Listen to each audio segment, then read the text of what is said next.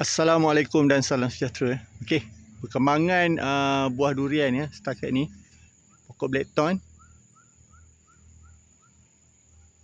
Okey, ni untuk musangking lah. Musangking ni dia sebenarnya tak banyak lah lekat-lekat buah dia, tapi ada ada. Okey. Teknik pokok double planting musangking blackthorn. Yang sebelah sini IOI ni dah besar-besar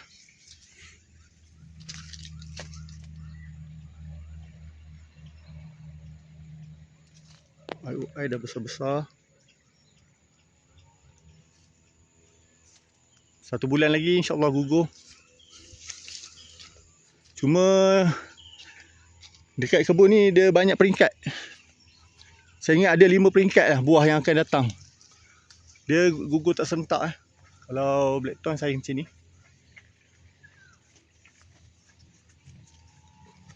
Untuk yang keluar-keluar bunga pun ada lagi.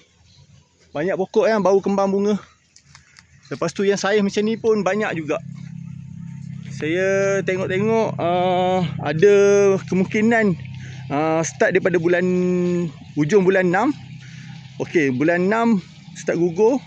Bulan 7 start gugur. Bulan 8, bulan 9, bulan 10 sampai bulan 10 kita ada buah. InsyaAllah cuma untuk yang paling banyak adalah pada bulan 7 lah. Pada bulan 7 memang boleh dikatakan buah banyak.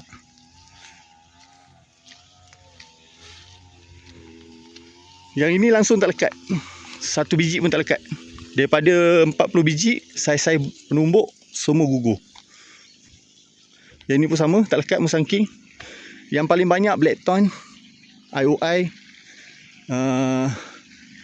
Paling banyak lah. Lepas tu D2, tu banyak. Kalau tengok kat sini, ini yang blackthorn.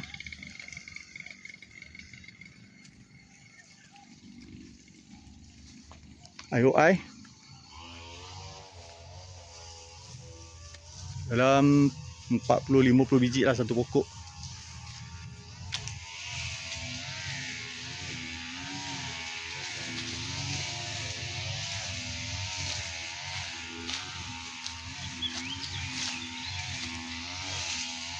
Blackthorn, musang. Okay, ini blackthorn lah.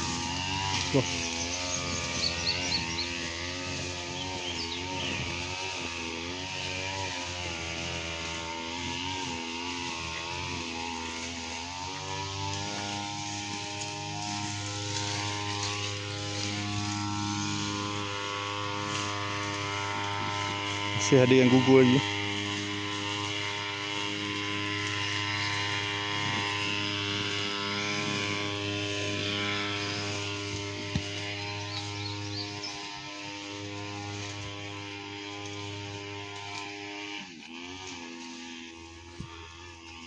Blackthorn.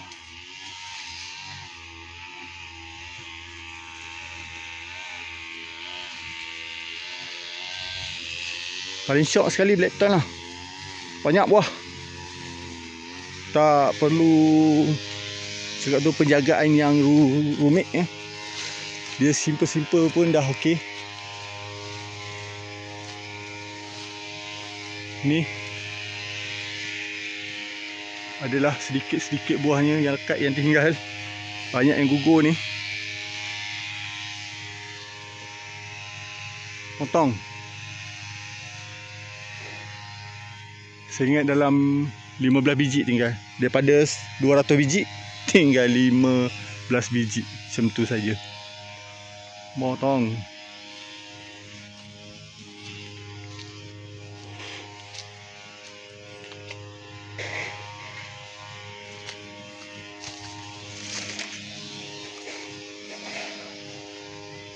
Okey.